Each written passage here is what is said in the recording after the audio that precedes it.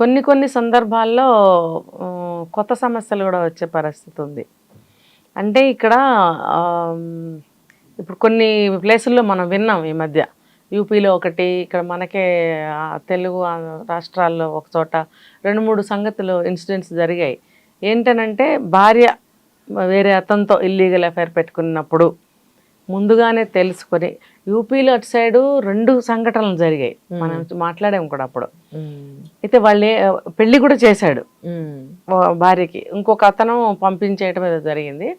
అయితే ఇది ఎక్కడ మనల్ని చంపుతుందో, లేకపోతే అనవసరమైన హత్యకు గురయ్యి ఇప్పుడు ఇటు తల్లి తండ్రులకి దూరం అవుతాము, ఇటు కన్న బిడ్డలకి దూరం అవుతాము, ఆవిడెటు వెళ్ళిపోతుంది. ఇప్పుడు ఆ పిల్లలు అనాథలు అవుతారు. పెద్ద వయసు వచ్చిన తర్వాత ఇతని తల్లిదండ్రులు అనాథలు అవుతారు, చూసేవాళ్ళు లేక. సో ఇప్పుడు ఒక ఫ్యామిలీ మొత్తం కూడా బాండ్ అనేది నాశనం అయిపోతుంది. ఇప్పుడు ఇతని తల్లిదండ్రులను చూసుకోవాలి, పిల్లల్ని పెంచి పెద్దవాళ్ళని చేయాలి. చేసిన తర్వాత ఇతని వృద్ధాప్యం పిల్లలు సంఘటనలో జరుగుతూ ఉంటుంది. ఈ మొత్తం 3 తరాలు కూడా మిస్ అవుతాయి. మిస్ అవడం అంటే ఒక అన్యాయానికి గురవుతాయి. సో ఇది ఆలోచిస్తున్నారు ఇప్పుడు మగవాళ్ళు కొంతమంది. ఇప్పుడు నేను గనక చనిపోతే నా తల్లిదండ్రులు ఏమవుతారు, నా పిల్లలు ఏమవుతారు? ఇప్పుడు మన ఒక రీల్ చేశారు దీని మీద. అది సమాజంలో ఒక చిన్న మార్పు తీసుకురావటం కోసం, అంటే సమాజంలో మార్పు అనే కంటే వ్యక్తుల యొక్క ఆలోచనలో మార్పు తీసుకురావటం కోసం.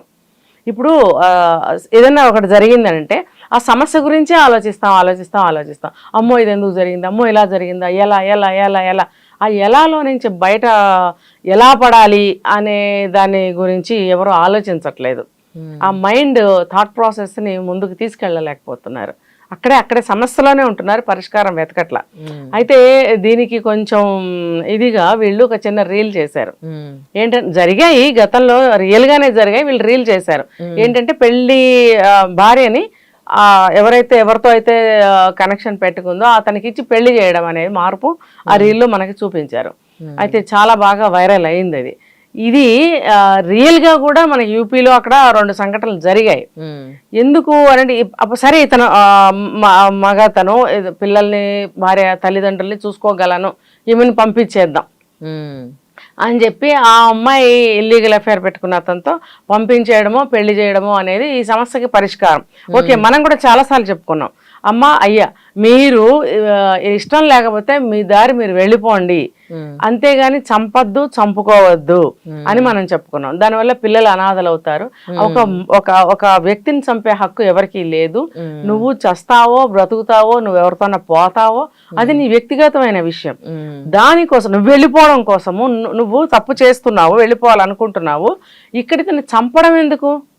అతనేం తప్పు చేశాడు? అతను బ్రతుకుతాడు కదా. నువ్వు వెళ్ళిపోతే అతనేమి అదేమంటారు దేవదాస్ లాగా ఏమి అయిపోడు. అతను ఇన్సెక్యూర్ ఫీలింగ్, ఏమైనా చేస్తాడేమోనని ముందే భయం. ఎలా అయినా చేస్తారనే బుద్ధి జ్ఞానం ఇప్పటికి జనానికి వచ్చింది, రావాలి. ఇప్పుడు ఏదో ఒకటి మనకి చంపినప్పుడు, ఒక నేరం ఘోరం చేసినప్పుడు సాక్ష్యాలు ఎట్లయినా వదిలిపెట్టిపోతారు, ఎక్కడైనా దొరుకుతుంది. ఇప్పుడున్న టెక్నాలజీతో ఒక పూటలోనే పట్టుకుంటున్నారు, గంటలో కూడా పట్టుకుంటున్నారు. అలా జరుగుతున్నప్పుడు కళ్ళు చెవులు మూసుకుని ఉంటున్నారా వీళ్ళు? అన్ని తెలుసుకుంటున్నారు కదా, అన్ని తెలుసుకునే వాళ్ళకి ఇష్టం వచ్చినట్టు చేస్తున్నారు. కాబట్టి ఇవి తెలియదని మనం అనుకోవాల్సిన పని లేదు, అన్ని తెలుసు. అన్ని తెలిసి కూడా వీళ్ళని ఎందుకు చంపుతున్నారంటే మీరు అన్నారు ఆవేశంలో, ఆలోచన లేక అట్లానే చేస్తున్నారు. అంటే ఆలోచన లేక, ఇప్పుడు మీరు మైండ్ ప్రాసెస్ అట్లా ఉంది వాళ్ళకి, ఆ ఆలోచనలు సరిగ్గా లేక. ఇప్పుడు ఈ రీల్ ఏదైతే ఉందో అందులో మీ ఆయన అడ్డం ఇలా మనం దొంగతనంగా కలుసుకోవడం ఎన్నాళ్ళు, మరి మీ ఆయన్ని లేపేద్దాం అంటాడు, అమ్మో అంటుంది. సెకండ్ స్టెప్ లో ఓకే అంటుంది. అంటే అంత ఈజీగా భర్తను చంపేయడానికి ఒప్పేసుకున్నప్పుడు అవతల వాడికి ఏం పోయింది? మరి నీ పిల్లల్ని ఏం చేస్తావంటే, ఉన్నాడు కదా ఆల్రెడీ హాస్టల్లో ఉన్నారు పిల్లలు, మా ఆయన చూసుకుంటాడులే పర్వాలేదులే మన ఇద్దరం చంపేద్దాం అంటుంది. అని అంటే అవతల వాడికి ఏ బంధం ఉంది, ఏ ఎఫెక్షన్ ఉంటుంది? వాడు చంపుతాననే అంటాడు, లేకపోతే ఇద్దరం కలిపి చంపుదాం అంటాడు, లేకపోతే ఈ అమ్మాయితో చంపిస్తాడు, విషం పెట్టడమో ఇంకోటో అంటాడు. చాలా జరిగాయి కదా, ఇప్పుడు జరిగినాయి కాబట్టి నేను చెప్తున్నాను, నా సొంతగా నేనేం చెప్పట్లేదు. మరి అలా జరిగినప్పుడు, పట్టుబడినప్పుడు వాడు ఏమంటున్నాడు, మీ ఆవిడే చేయమందని కూడా చెప్తున్నాడు. ఎన్ని కేసులు చూసాం కదా మనం. వాడు తప్పుకుంటాడు, ఇరుక్కునేది నువ్వే. ఎందుకంటే నువ్వు ఇక్కడ మెయిన్ పర్సన్, అతని కుటుంబానికి సంబంధించిన వ్యక్తివి నువ్వు. అవును. కాబట్టి నువ్వు ఇరుక్కుంటావు, నువ్వు ఆలోచించుకోవాలి. అది దిగమంటాడు, దిగేదానివి లోతు నువ్వు చూసుకోవాలి, రాబోయే రిఫ్రిగేషన్స్ నువ్వు ఫేస్ చేయాలని చెప్పి నువ్వు తెలుసుకోవాలి. ఇది ఆలోచన అనేది లేకపోవడం వల్ల అలాగా టెంప్ట్ అయ్యి వాళ్ళతోటి కమిట్ అయ్యి భర్తల్ని చంపేయడం. ఇప్పుడు కొత్తగా యువకులు ఆలోచించాల్సింది ఏంటంటే, ఇప్పుడు వన్ సైడ్ చెప్తా నేను, యువకులు అబ్బాయిలు ఏ వయసు అయినా సరే ఆలోచించాల్సింది ఏంటంటే, ఈ రీల్లో మనకు అదే మోరల్ అన్నమాట. ఈ రీల్లో రియాలిటీ అయిపోయింది ఇప్పుడు. ఇది మోరల్ ఏంటంటే, మొరాలిటీ, నా తల్లిదండ్రులు నన్ను నమ్ముకుని ఉన్నారు, నేను నా తల్లిదండ్రులకు పుట్టాను, నా తల్లిదండ్రులు మేమందరం మంచిగా చక్కగా చల్లగా ఉన్నామని సంతోషిస్తూ వృద్ధాప్యాన్ని గడుపుతున్నారు. రేపొద్దున ఇంకా పెద్దవాళ్ళు అయినప్పుడు వాళ్ళని చూసుకోవాల్సిన బాధ్యత వాళ్ళ పిల్లలుగా మాకే ఉంటుంది. కొడుకులు చూడాలి అని చెప్పి అంటారు కదా, సో నాకే బాధ్యత ఉంది. ఇప్పుడు నా కడుపును పుట్టిన పిల్లల్ని నేనే చూసుకోవాలి కదా. ఇంతమంది నా మీద ఆధారపడినప్పుడు ఇన్ ఫ్యూచర్ నేను ముసలివాడిని అయిన తర్వాత నన్ను చూసుకోవడానికి నా పిల్లలు ఉండాలి. సో నా పిల్లల్ని నేను కాపాడుకుని ఒక మంచి స్థాయిలో వాళ్ళని నిలబెట్టినట్టయితే నన్ను కూడా వాళ్ళు చూస్తారు. సో ఇదంతా నేను మానుకుని దాని చేతిలో నేను ఎందుకు చచ్చిపోవాలి అని చెప్పి ఆ అమ్మాయికి వాడికి ఇచ్చి పెళ్లి చేస్తాడు.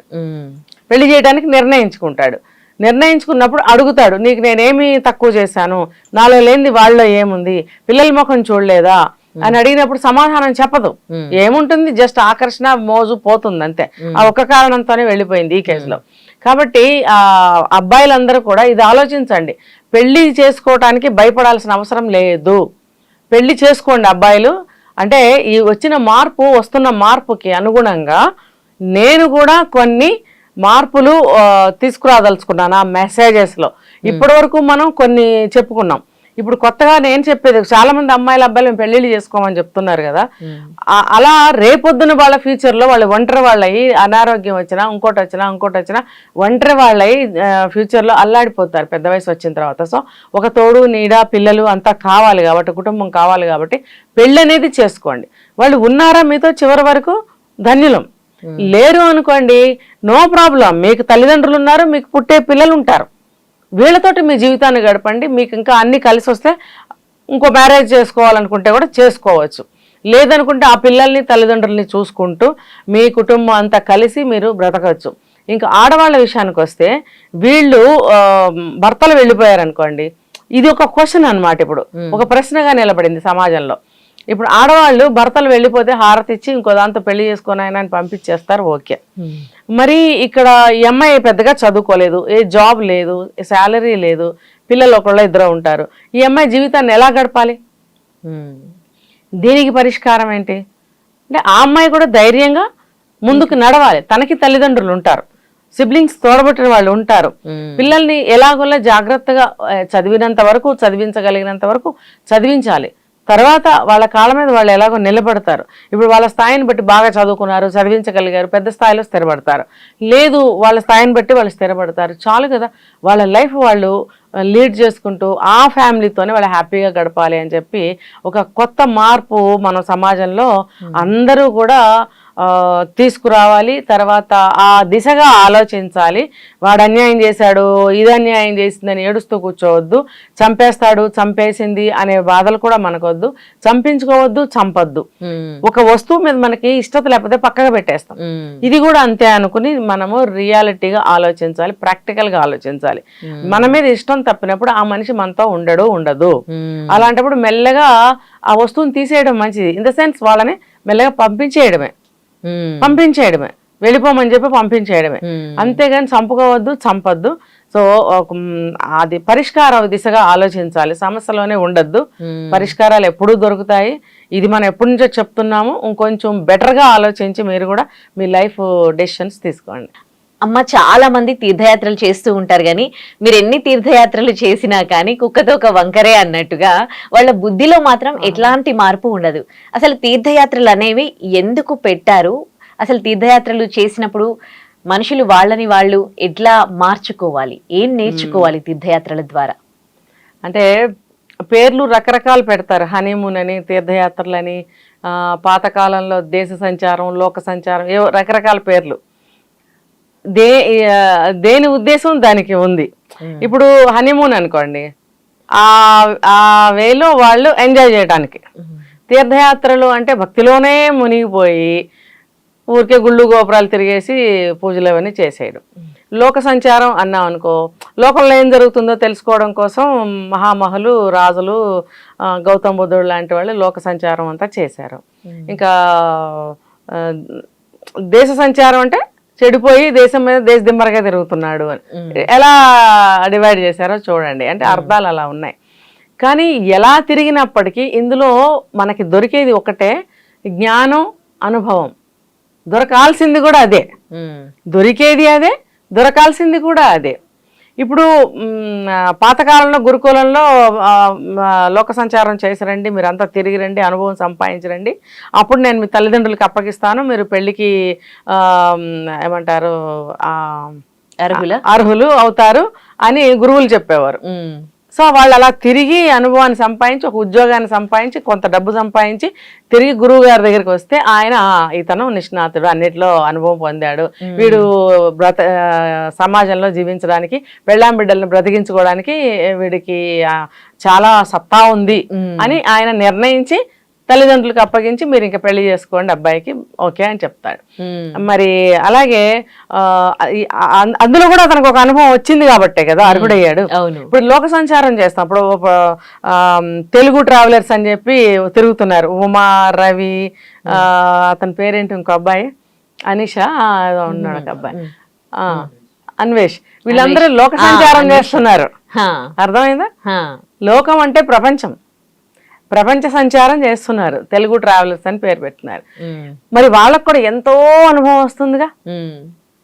అడ్డమైనవన్నీ తింటారు పాపం ఆకలికి, మరి ఎక్కడ నీళ్ళు పడితే అక్కడ నీళ్ళు తాగుతారు, అక్కడ మనుషులతో ఇంటరాక్ట్ అవుతారు, అక్కడ కల్చర్ తెలుసుకుంటారు, ఎలా ఒదిగిపోవాలో వీళ్ళకి అలవాటు అవుతుంది, అక్కడ విషయాలు ఎలా అడాప్ట్ చేసుకోవాలో తెలుస్తుంది, అక్కడ మనం నవరంధ్రాలు మూసుకుని ఎలా బ్రతకాలో అర్థం అవుతుంది, ఎక్కడన్నా నోరు లేపితే అక్కడ ఏం శిక్షలు వస్తాయి ముందు తెలుసుకుని వెళ్తారు కాబట్టి దానికి తగ్గట్టుగా ఉండాలి. అంతేగా కొమ్ములు తోకలు లేపితే అక్కడ అరెస్ట్ చేయడమో మనిషిని మాయం చేయడమో చేస్తారు.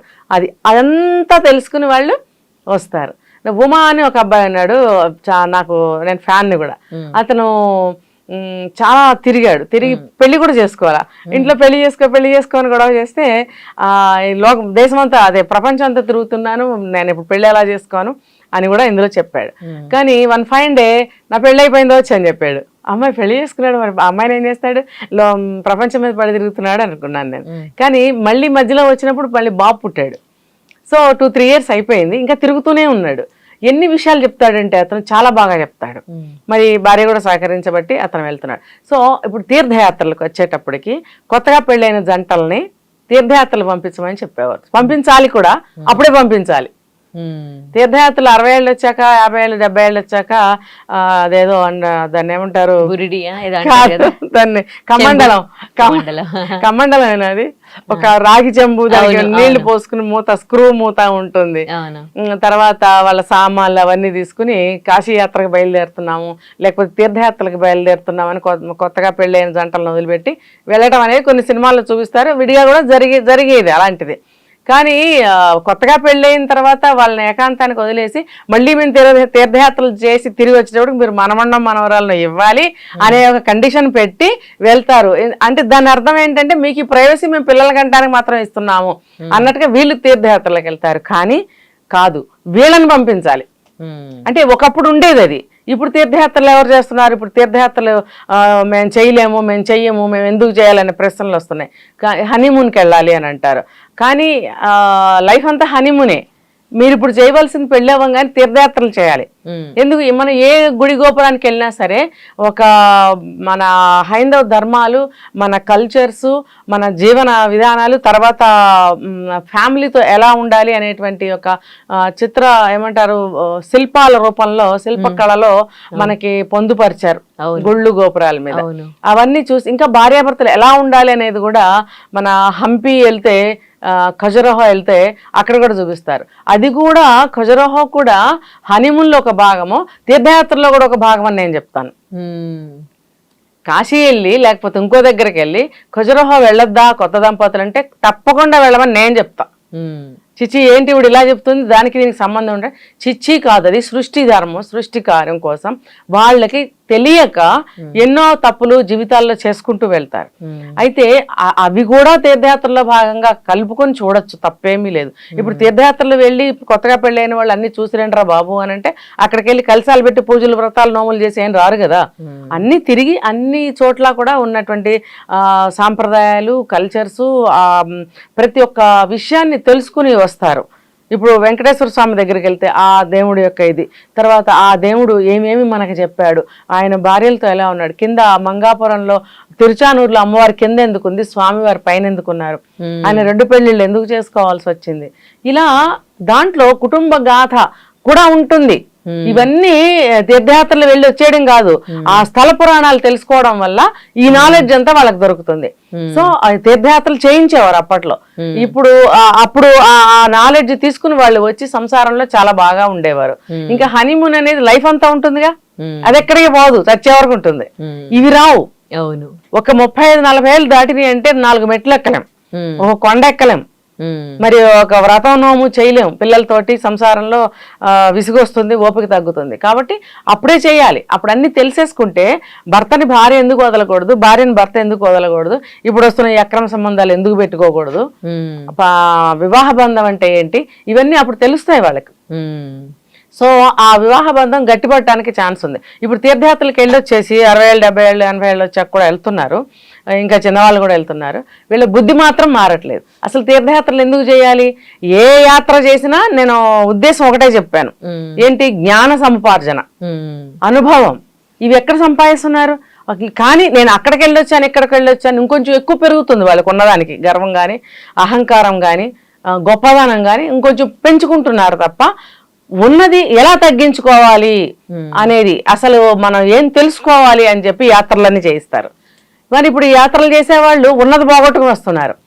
ఇంకో విషయం ఏంటంటే, అంటే యాత్రలు చేస్తే అక్కడ దేవుణ్ణి దర్శించుకుంటే చేసిన పాపాలు తొలగిపోతాయి అని చెప్పడము, దాన్ని వీళ్ళు ఫాలో అవ్వడము, అది కూడా చూస్తూ ఉన్నాం కదా.